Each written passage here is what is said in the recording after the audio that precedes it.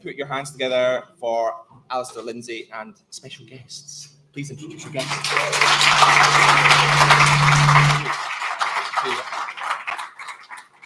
Hey everyone, thanks for coming to the talk. Bit of housekeeping rules, forms, and remember the feedback forms as well. So I've done my duty there. So yeah, first of all, I'd like to introduce my special guests. So we've got Adele, Andy, and Jim. We won't spend too long on that, but these guys are experts in their field, been doing it as long as I have. So if you want to check them out, there's the bios on the website and stuff. So we'll just crack on. So, post-pandemic directions for game audio employment. It's a bit of an odd title, but I think we've all been in a strange place for the last 2.5 years. I think everyone can agree that the workplace is very different from what it was a while back. So I'd like to kind of just, a bit of an introduction here, just go through a few topics of what this means to us. So first of all, what is going on with game audio is the first and quite sort of interesting one that I found over the last couple of years.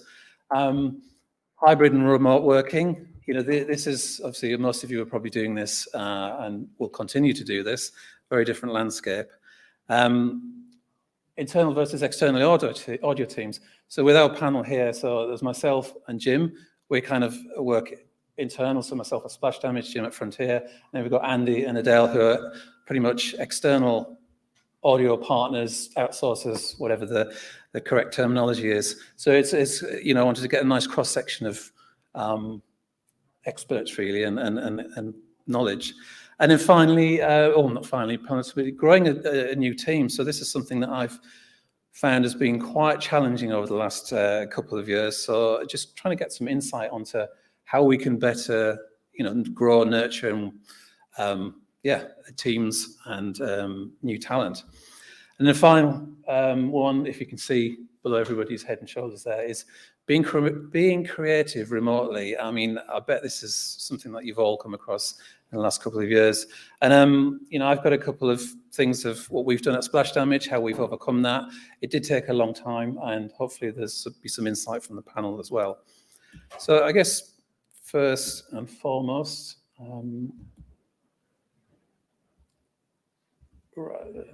what's going on in game audio? So what I found over the last couple of years, trying to hire and kind of grow an audio team is like, where is everybody? We've got all these jobs. Why does nobody want a job? But you probably noticed that there's actually been a huge explosion in game audio and in the game development industry over the last sort of 2-3 years. Unprecedented number of open roles.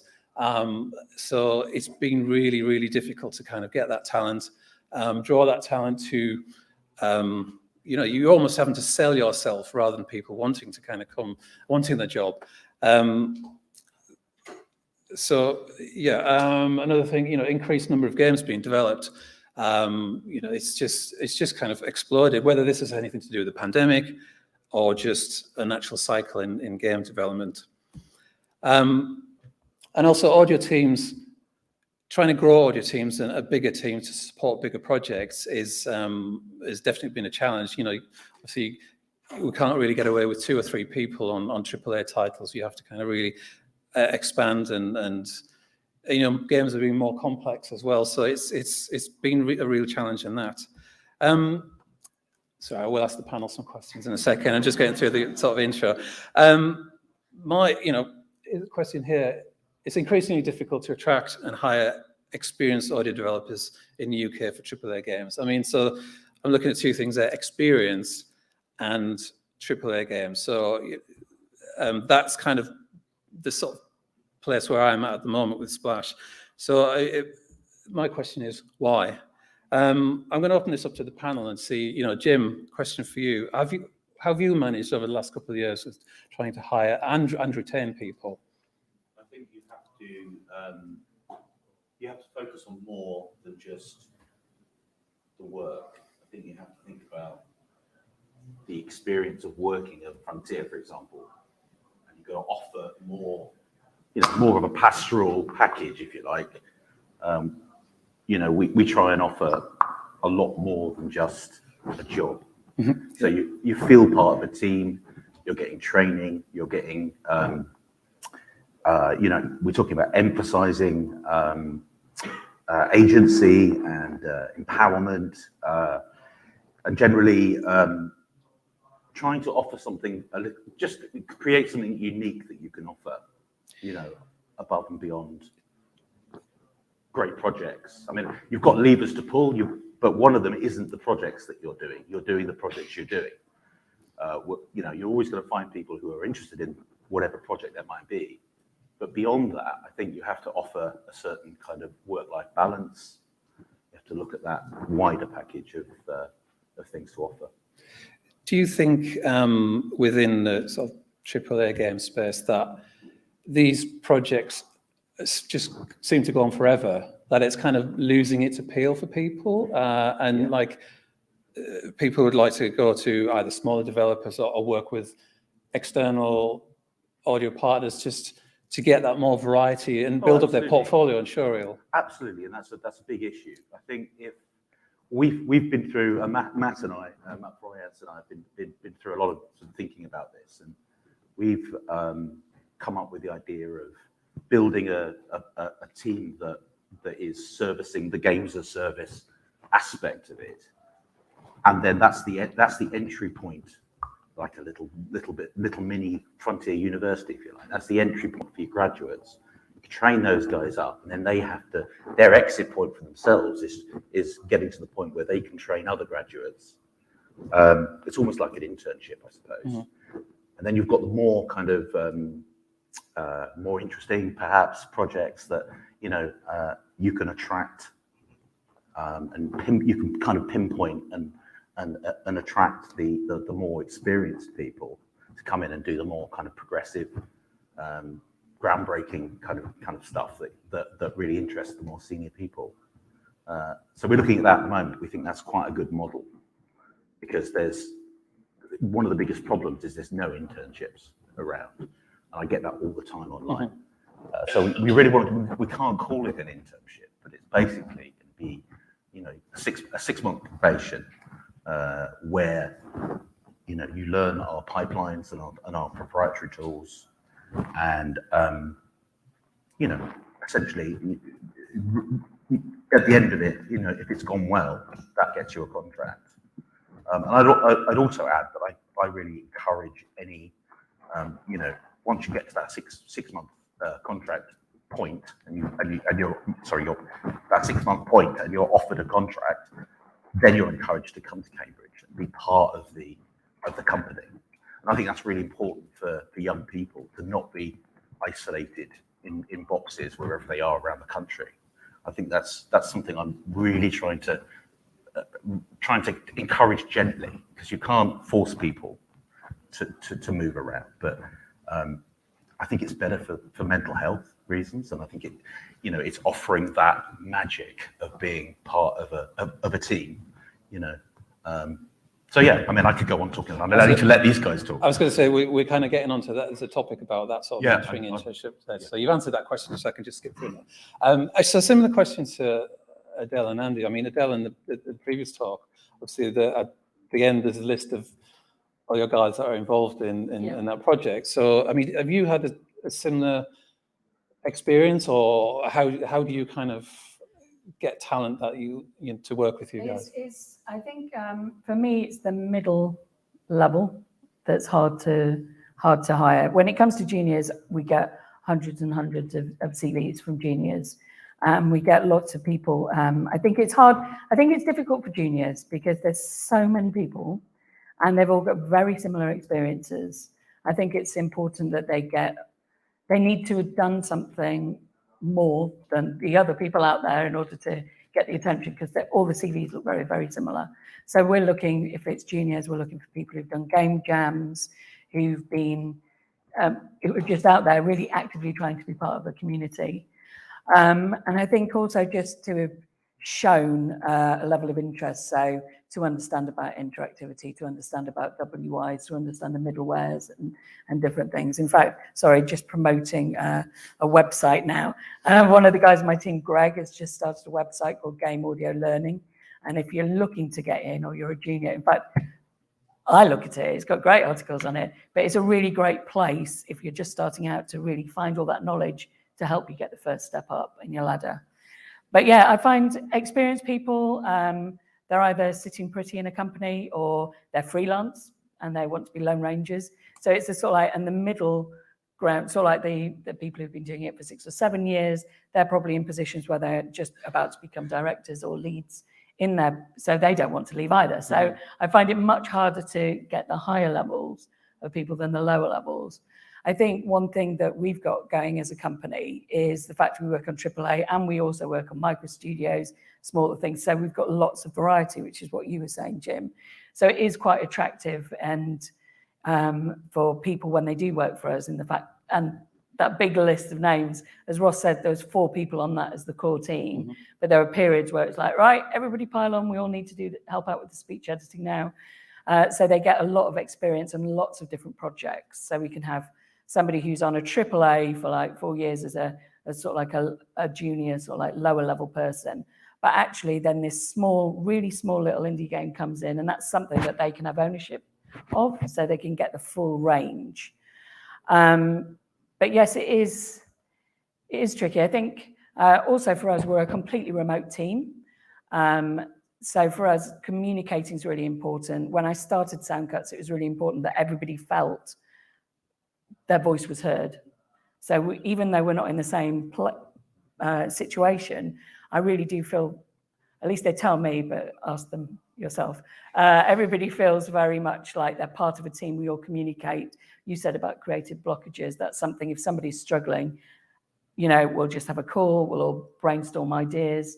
Nobody's left on their own. So I think the team for us really makes it work, the variety of products and the fact that the junior people can get mentorship from, because there's myself and several other people on the team who've got 20 plus years and they can talk to us whenever. So they've got mentoring from a friend, you know, on hand.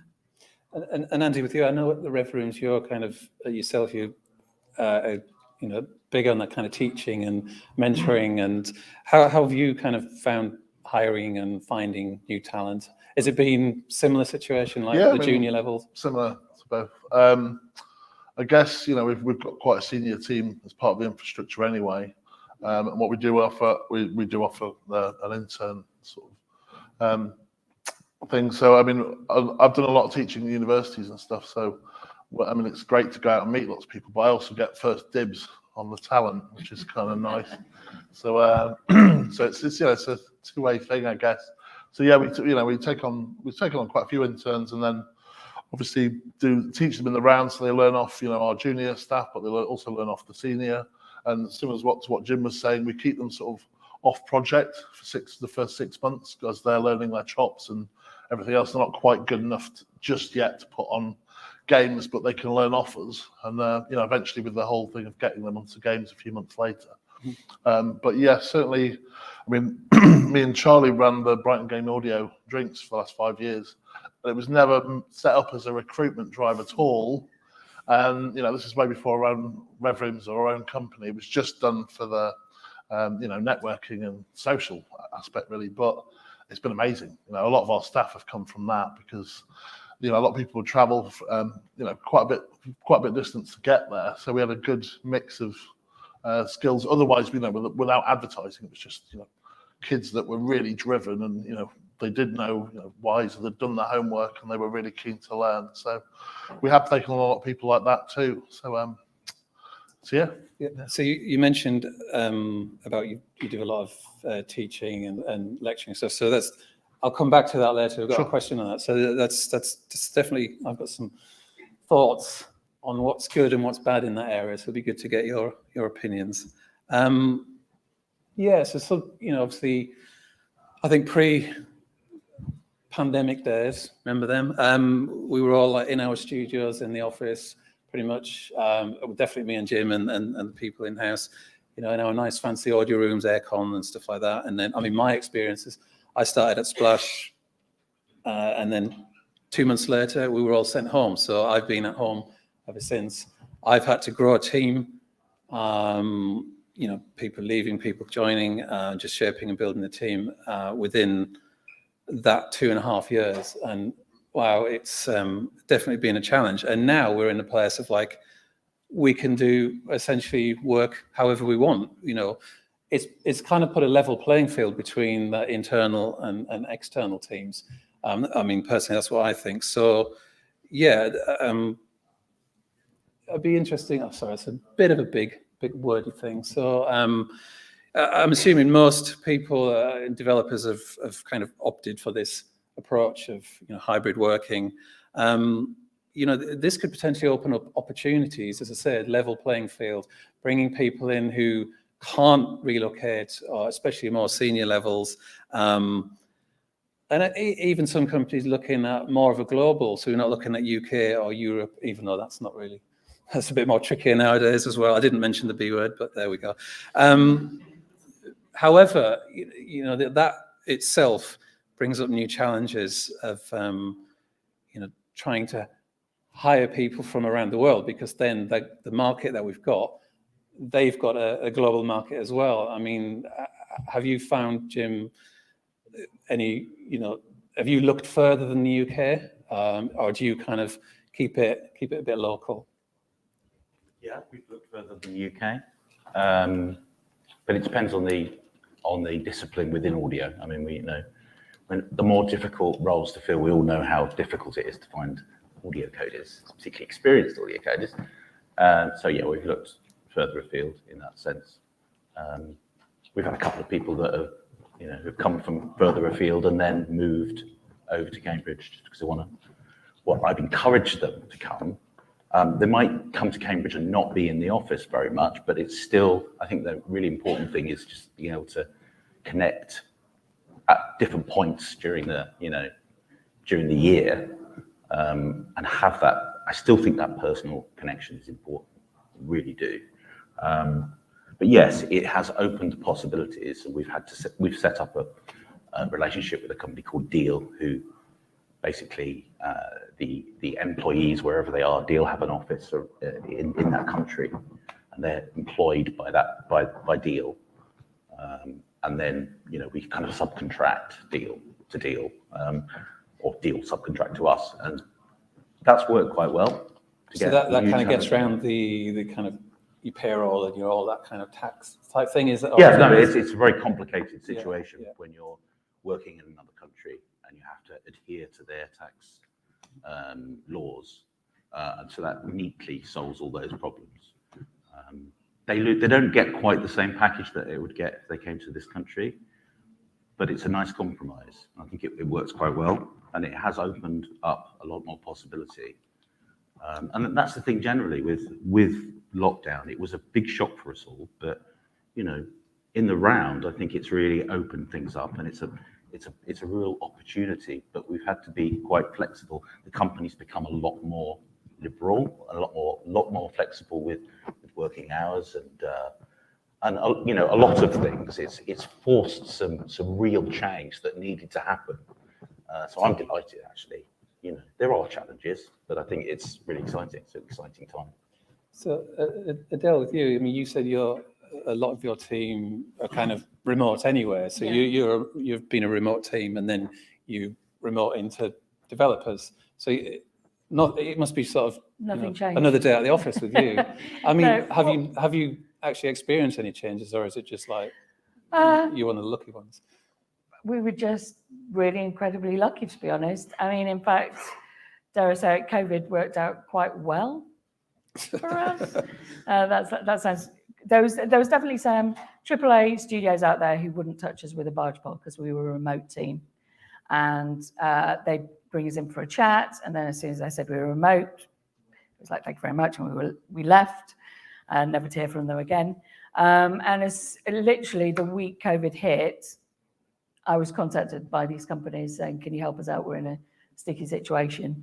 So in that, all of a sudden our working practices, which worked for, I'd say 80% of the companies we work for, the 20% who didn't like it and really wanted us to have an office, changed their mind because we were suddenly ready, good to go. But yeah, we are all remote, but I have to say with a lot of the projects, we do go in. So we just worked on the Quarry. I was the audio director on that, and I would go in and go to direction meetings, especially towards the end of the game when acts were being reviewed. I was in there pretty much every day. So even though we're remote, we're not like, we're never coming in. We do go in, and we like human contact. We are, nice people who like to talk.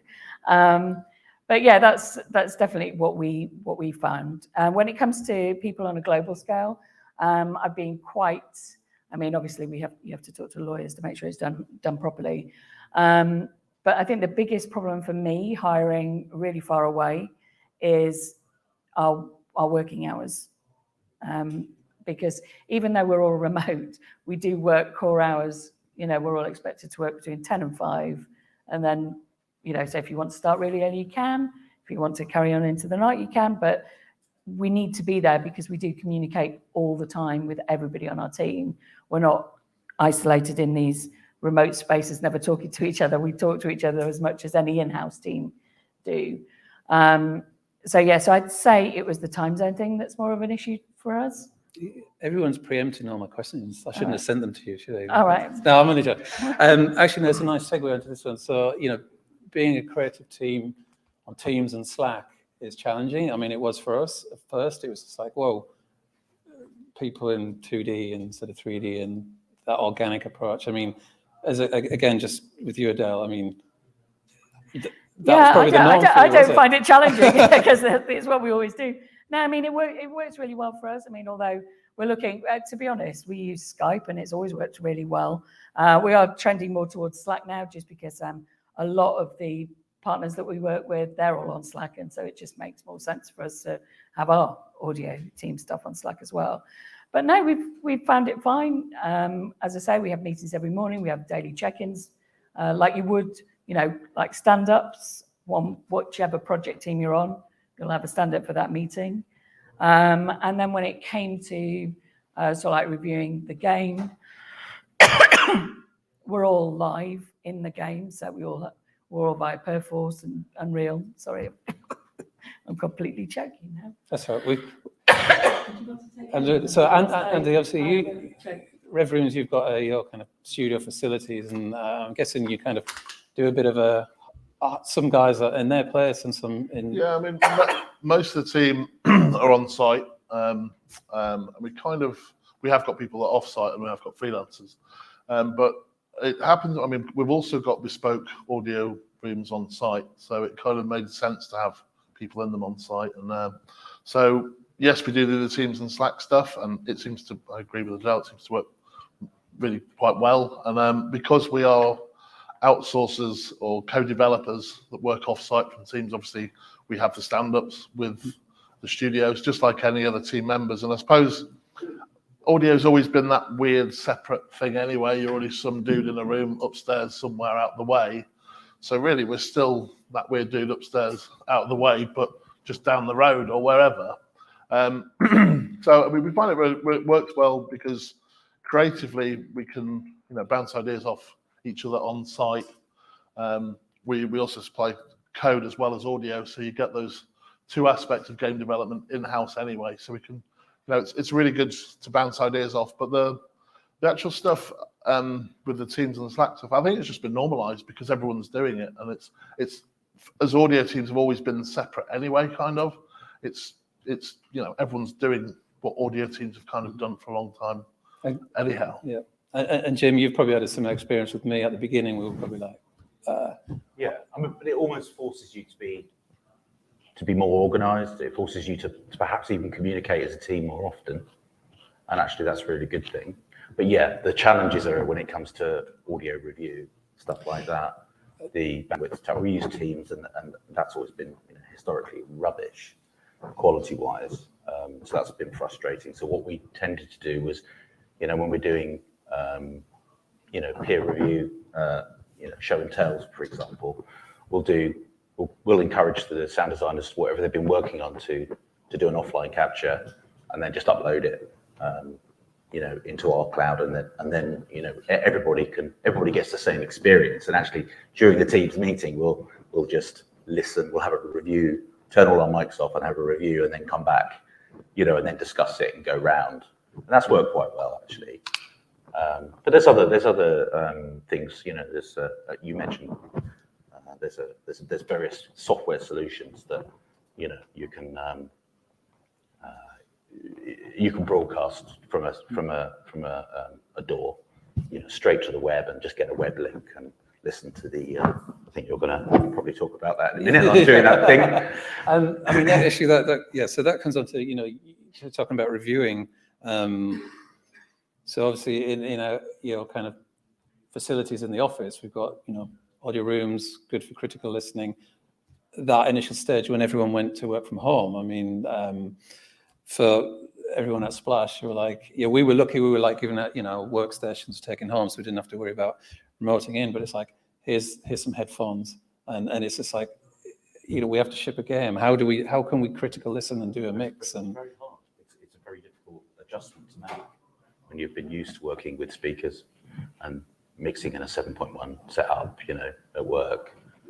But I mean, we were lucky that the timings were aligned so that when it actually came to mixing the game that we were working on at that time, one or two people were able to go in and mix it.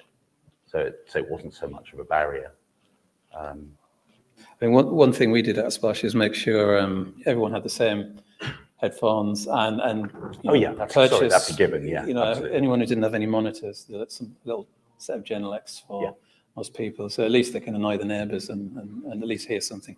But I'm guessing again for Andy and Adele, it's you guys. I know Andy, you was in your studios during the pandemic anyway. Yeah, I mean, there's a few of us. I mean, we're lucky because the sort of corridors are 2 meters apart. We're all in a separate room with double doors. So between me and it's like you knew it was coming. You designed it. Yeah, it was like it's sort of we were already ready for it in a weird sort of way. So we could still go in. A few of us were still going in throughout when we were allowed to go in, and still comply with the distancing and everything else.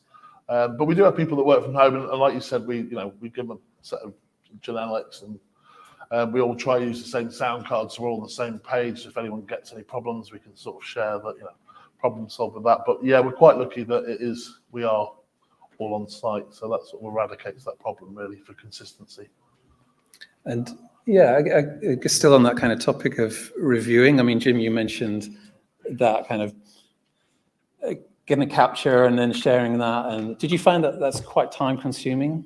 Compared to stepping into an audio room and just going, oh, yeah, of course, it's something that the guys have to figure into their work day. But these things, they tend to be once a week, so it's not too much of a burden. I don't have to do it, so I do the reviewing. So you're asking the wrong guy on that one. So Adele, similar question for you.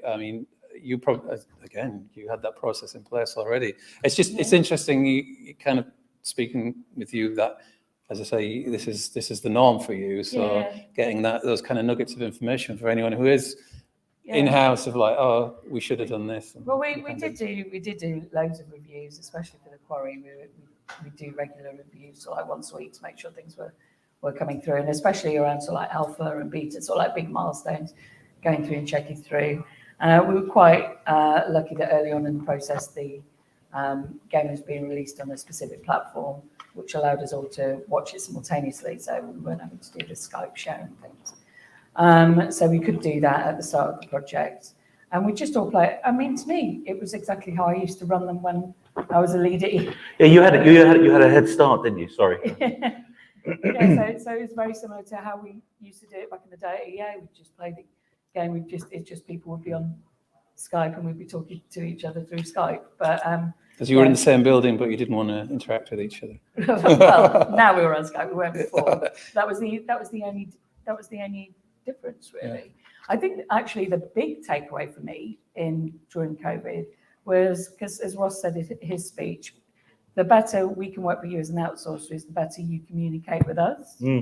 And I think with COVID and everybody having to suddenly have to communicate out, I think it actually made our clients better communicators with us because they were having to do it with everybody else. So that was another No, absolutely. God, I'm sounding like I'm just really pro-COVID. No, I'm not at all. But lots of good things came out. Yeah, I mean, Jim, you mentioned, I mean, this is these couple of solutions that we've tried neither of. So actually, the listen to was Ed, one of our composers we're working with, put us onto that, and we have a little trial. And it's actually, yeah, I mean, It's brilliant. Very surprising and very good. We haven't really kind of used it much because we started to go back into the office, but it would have been nice for us to have kind of found those 2 years ago, these sort of things. And obviously like Source Connect, I mean, that's quite a familiar one anyway in the industry. One question here for me, and this is just something that kind of talking about my team over the years. So an audio lead, so basically we're looking at who, what kind of, leads, mid-levels and juniors, what could be their options of this kind of hybrid working at home type thing, and, what are their needs? So with a lead, somebody who's actually owning the audio effort on a project, do you think that they can successfully do that remotely? I mean, Adele, you'll probably just say yes, because that's what you do. Yes, I would agree. I think a few years ago I would have said no, but I've witnessed it and it works. I think as much as the lead can, it always helps if the lead can kind of come into the office every now and then, and at a regular tick, and particularly just be around the younger members of the team. I think for me, I could go in for the quarry. I could, but obviously Ross was in Ireland, so he couldn't go in. It wasn't an option. It wasn't an option. But for me, I think it's making sure that your client feels secure in what you're doing. It's making sure you're really visible at what you're doing at every single point down the line, really openly communicating, but they can actively see what you're doing, so they feel confidence in you. I think that's the key thing, because if the client doesn't feel confident in you, then it all falls apart, and that's on us to make them feel confident. This leads into this whole, a lot of discussions I've had since I've been here this week have been about, the role of outsource in, and the requirement that we might have every now and then to use outsource. But I think it's all about embedding those outsource as much as possible, integrating them so they're part of the creative team. The days of kind of creating assets and sending them off are long gone, because you just won't get the result you want, actually, because you need the teams to be integrating as well and doing that iteration loop. So the more you can pull them into the team and have people communicating, I know that's slightly tangential to what you're asking, but I think it's the same kind of thing. I mean, we've got Tim Bartlett, who's running our F1 team at the moment, and he's completely remote. He comes across to meet us for a beer every, a couple of months or whatever, but that's absolutely fine, because he was embedded in the team. He's been embedded in the team for a year, as if he was just in the office. It really hasn't affected anybody. It's been really, really good. So Jim, has Frontier had to kind of adapt to, you get the IT policies and securities and all that kind of stuff? Have they kind of adapted? And they've had to. Yeah, they've just upped their game. They've had to, and that's another thing with mixed working. You need, if people are in the office, those rooms need to be treated, because it's a nightmare for anybody Skyping in and having reflective walls. It just sounds horrible. So they've actually had to invest in that kind of hybrid stuff in-house as well. And I think they're doing a really good job. But there's still plenty of things to do to improve that process, that way of working. But it's good. And I guess Adele and Andy, you kind of touched on this, of like that actually has been beneficial for the likes of your companies, of like that integration has been greater. So it's easier for you, and you're not kind of throwing things over the fence. I think what Adele said, just being accountable to the clients you're working with, being very more communicative with it all. Obviously the tools like Jira and Confluence and all those, just being very aware of how you can keep the producers happy, and really, so they're never doubting that because you're off site or you're not part of the team, that you're still involved, you're accountable, you're still hitting the milestones, and you've got. I suppose that's what's happened in all facets of making games. People have just got really tight at that and being totally accountable all the time. And yeah, we've just sort of followed suit with that. And the tools there that everyone uses. I think the one thing for me that is, I think, tricky as an outsourcer is we work with several different companies, but each one of them have a different tech solution for us to put things into the game. So one company, you've got to log in on this website and then it shoots something to your phone and then you've got to log in through that. And a different company, they do it a completely different way and they want you to go via a VPN box, which they've shipped to you. So that is not standard. That's not standard at all. So every single project, there's a different way we've been able to securely embed ourselves in the team. I mean, that was, sorry, I'm conscious of time, so I skipped a few slides, but we're kind of covering it as we go along. I mean, I did have that question about, for, external outsourced partners, you're going to have, you just don't know what's coming. You don't, all those kind of different processes and protocols, and have to be very accommodating. And also with the tools, with the, game engines, we spoke to Unreal, Unity and Wise and all that kind of thing. Do you see that as, I guess that's beneficial to you because it kind of opens your skill set and knowledge as a team? I see it as being just part of game dev, really. Even when I was in-house, every single game, even on the Harry Potter games, it's like, did Harry Potter games for 10 years in a row or whatever. But every single game had different tech. And it's like that. It's just this time, it's just managing it simultaneously rather than one after the other. But I think that's why we all do it, though, isn't it? We like, if all we wanted to do was,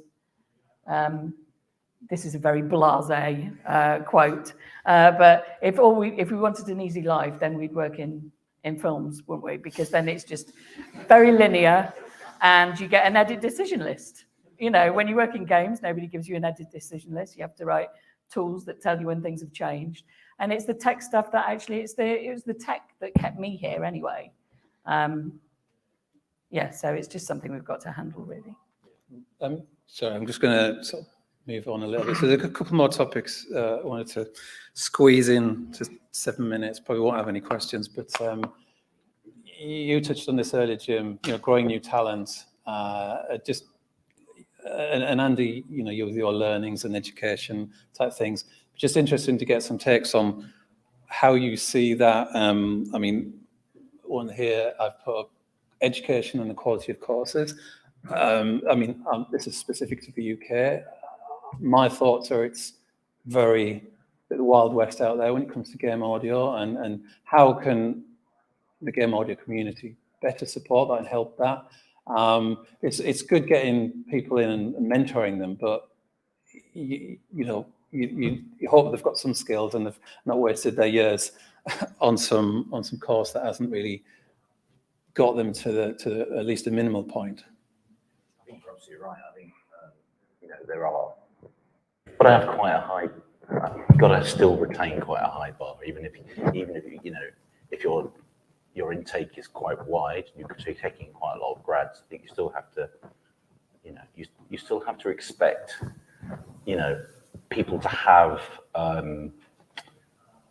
the kind of energy and the drive to be good, to be talented. There must be a spark there for me. That you can grow. So I think standards remain quite high. The only barrier to entry should be ability, really. But that's still a barrier. Yeah. And for you, Andy, I mean, with your education and teaching, do you just kind of go in and sort of lecture on specific things, whether it's Wise or something, or are you kind of involved with the education establishment and the curriculum level? Yeah, I've done lecturing, lots of it, but mainly what I've done is like modules. A lot of times for music production or sound courses, they'll have a 3-month module with game audio, and I'll normally on a freelance basis go in and do that for it's normally about 3 months. And with that, I'll normally try and give quite an overarching sort of. I'll do often do the Wise 101. We'll do something similar in Fmod, because I believe that, you know, if you're going to go into the games industry, you might as well, you know, if you're going to get a taste for everything, sort of bamboozle them a bit with it.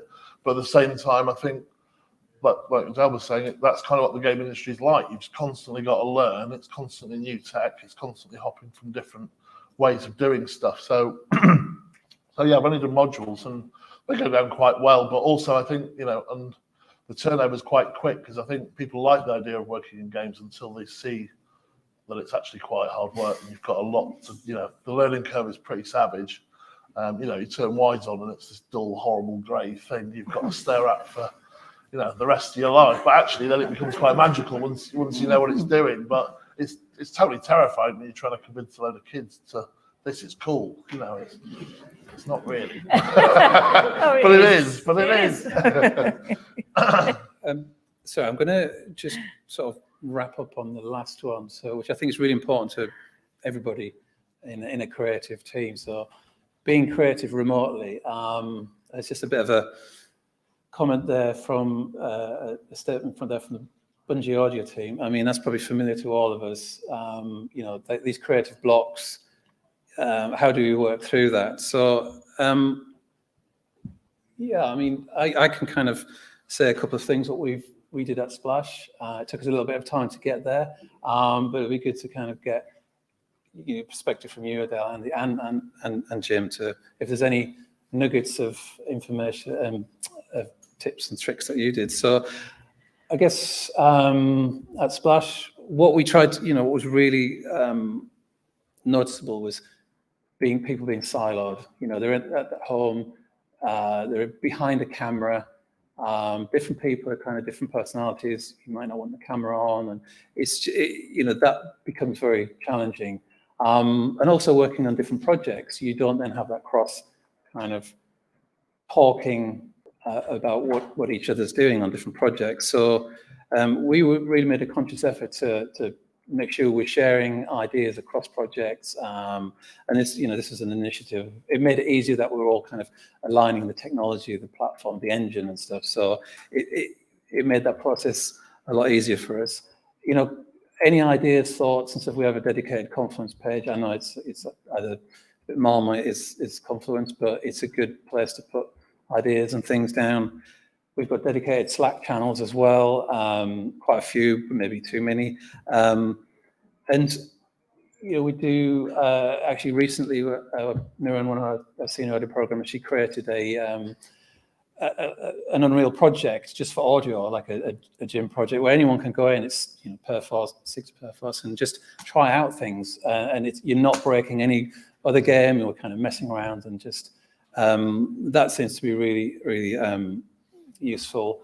And we've got Steve on the front row over there. Sorry, Steve, I'm embarrassing you. He had the idea of like, let's do a weekly kind of half-hour sort of forum for Unreal Audio specifically, and just whoever wants to jump in, just chat about it. And it's really just kind of finding the specifics of what we're doing and kind of just not making anything mandatory, but people kind of jump in. And also, I think this was you as well, Steve. That's good skills. So Steve had the initiative of quick design challenges. So this is something that, especially for more sort of junior people, just getting used to that workflow of like quick iterations and just doing something really, really, of the moment. So this is something that's scheduled every Wednesday and Friday, and it's like the first thing of the day. And it's not mandatory, as I say, but it's a good kind of starter for the day. So we have a dedicated Slack channel for this.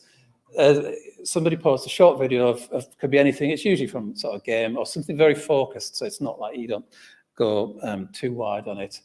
You've got 20 minutes, is that right? 20 minutes to go away, design something, post it up on the Slack channel, and then they have a huddle on the Slack channel and kind of go through what we did. So it's really kind of worked, and also if the guys who don't join in can still see and just like, oh, that's cool, and then it just gets that, you talk about how did you do that, and oh, I like your style of that, and it's a really good thing to a good exercise to sort of see what people's kind of default styles are, and then like that. I think it's easy when you're in the studios, but when we've been at home, it's like you don't really know. I think the medium just lends itself to that kind of thing, doesn't it? Because we're all used to watching bloggers do their thing on YouTube.